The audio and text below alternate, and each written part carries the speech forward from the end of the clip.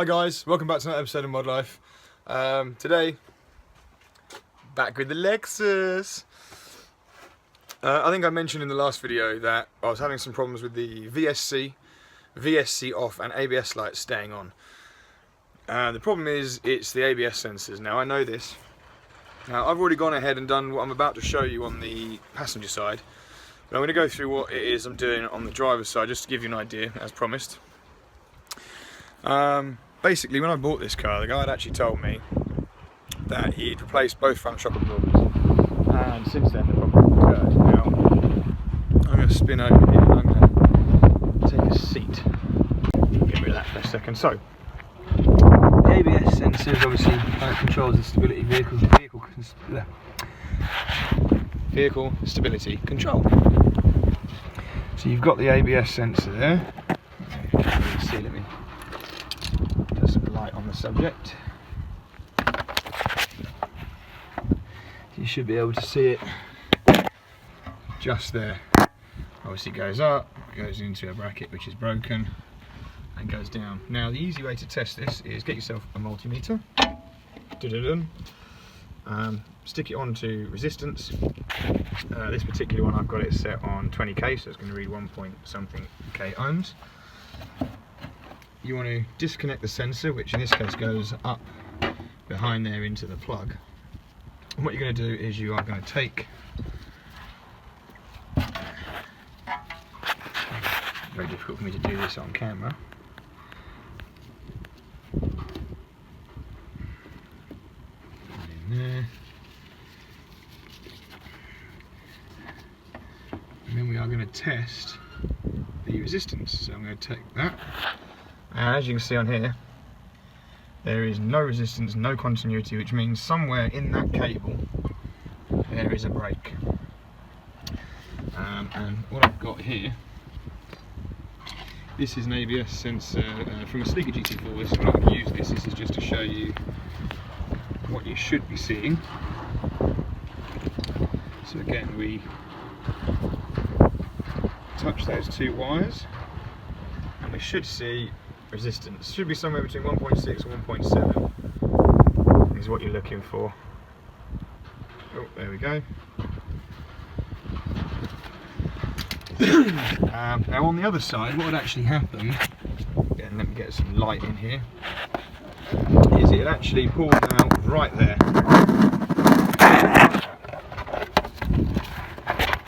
It actually pulled the wires out of the sensor just in here, so we needed to cut back this sheathing, expose the wires, and then resolder it.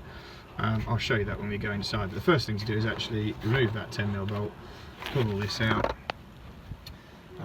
disconnect that 10mm just there, and then pull it all out, and then we'll worry about this broken bracket in a minute. So yeah, we'll whip that out and then we'll take it onto the bench. Okay, so these are the tools you're going to need. Obviously, to start with, we're going to want the broken sensor that we're going to try and fix. We're going to need a soldering iron, some solder, selection of heat shrink tubing, or of course you can use electrical tape or liquid electrical tape. We're going to need a sharp craft knife, scalpel, something like that. You might not necessarily need the screwdriver, that's just a pry if you need. And of course you're going to want the multimeter back again, so we can turn that off for a minute, so we can obviously test when we finish and make sure we're all good. Now, the first thing you're going to want to do, I'll just move some of this out of the way, is visually inspect the cable and the connections. Obviously make sure there's no breaks. Now it's going to be quite hard to test, or to necessarily, if you can, obviously there's a gaping gash in it, you'll see. You want to look for any flattened parts where perhaps something's caught it. Feel inside, see if you can feel any damage. It's very difficult to do this, but the other thing you want to do is inspect the actual sensor itself. Now you can see there where that's actually been pulled slightly out from here. So what we're going to have to do is actually cut probably around this lip and down, and I guarantee we'll find that the wires have been pulled out from the sensor. Hopefully there'll be enough wires exposed that we can actually get to and solder to and repair that connection, which is actually exactly what we've done on the passenger side. I also want to just give this a clean up as well. So yeah, we'll get cracking and start cutting this down.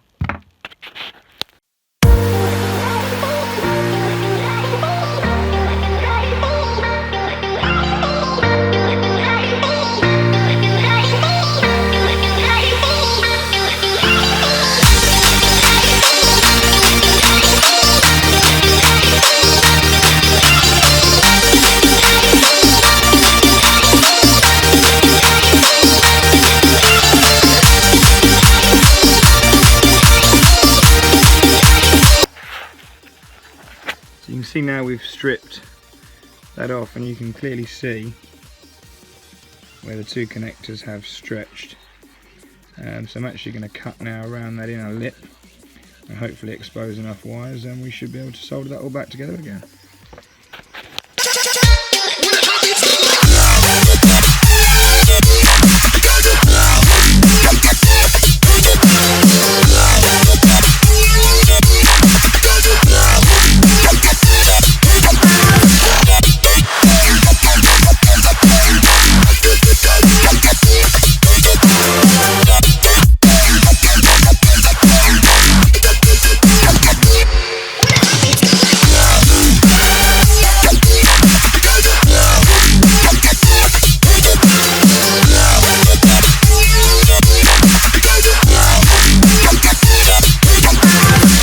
Okay, so you can see that I've stripped and exposed the wires here.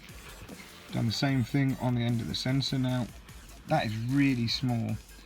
There is not a lot to play with, so be careful. Now, before we actually solder anything, we're going to test the sensor itself in the same way that we tested the other one. So, we're going to take our multimeter.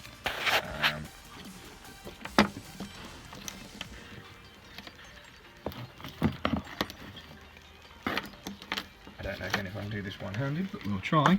A bit like using chopsticks. And try to do it on camera. This will be interesting.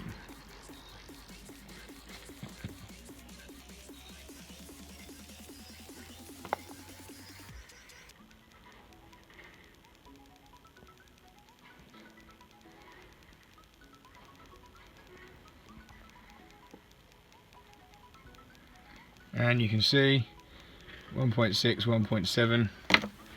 That's what we want. So happy days. So the next bit is soldering it all together.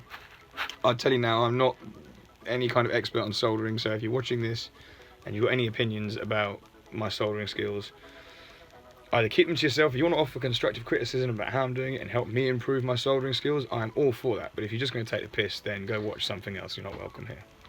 Okay.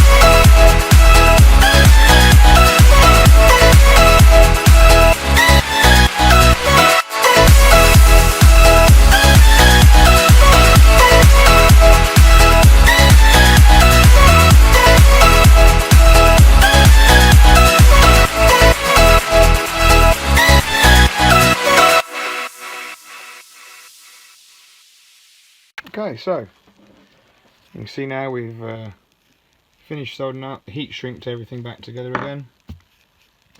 And now this is the stupid part where I try and test it one-handed. I'll put you just for 1 second, hold on, don't go anywhere. You can see there I've got it in the connector, and we are at 1.67, which is fine. 1.6, 1.7 is what we want, so that is now fixed. Now the other thing obviously I want to do is get that focus, get that snapped bracket out of bolts a little bit seized, so we might have a bit of an effort to get that out, but we'll get it out and then reinstall it back on the car.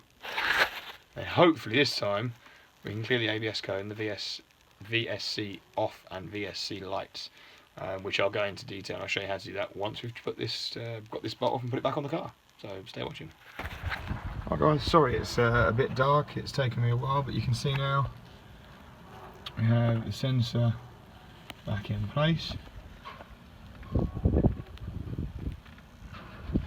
So the thing to do now is put the wheel back on and jump a couple of pins in the diagnostics port and hope to God we can finally turn all these lights off and have some traction control back, because as fun as it is going sideways everywhere when it's raining, it's not the safest, and it certainly isn't going to be very helpful if I do it in front of the old bill. So I'm going to get the wheel back on, then we're going to jump inside the car and I'll show you how to reset the lights. Okay, so what we're going to do is we're going to go to the diagnostics port here, flip that open.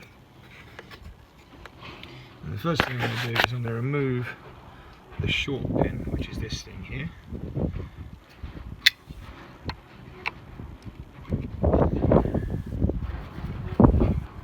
Careful not to lose it.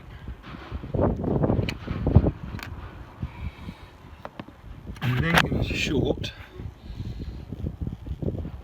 TC and E1, which is this one here. You can use a paper clip or a bit of wire like I'm using. And this one here. Ooh. And if you don't know which ones these are, obviously you can follow my sort of picture there. It actually does tell you inside the diagnostics port. It might not focus. Then we're going to go around into the car.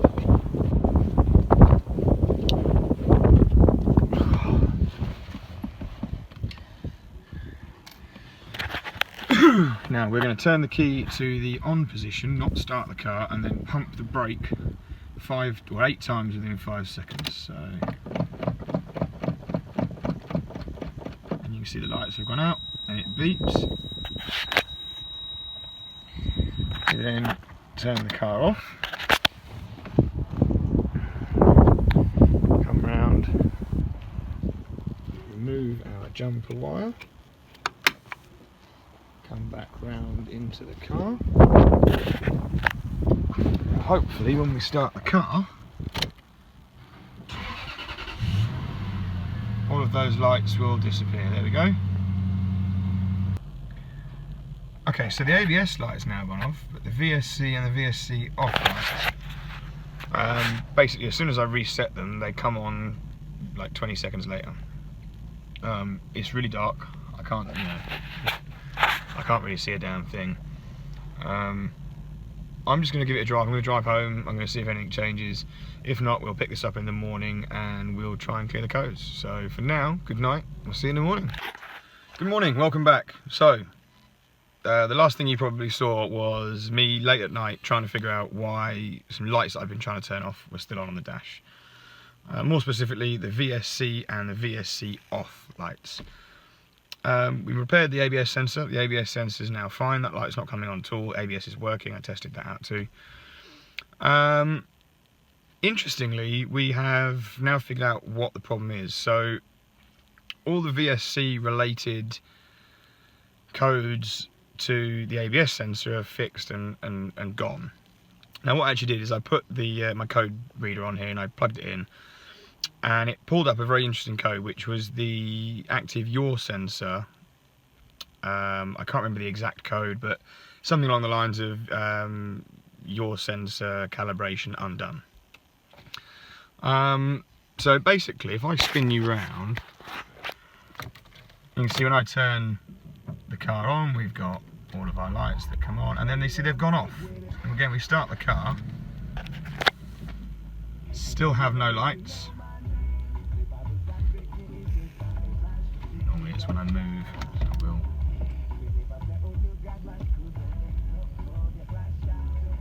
There we go, they've come back on. And they do this every single time. So if I turn the car off, start the car again. Oh, let's put it in neutral. You'll see the lights have gone. Put it in drive, and bang, they come back on again.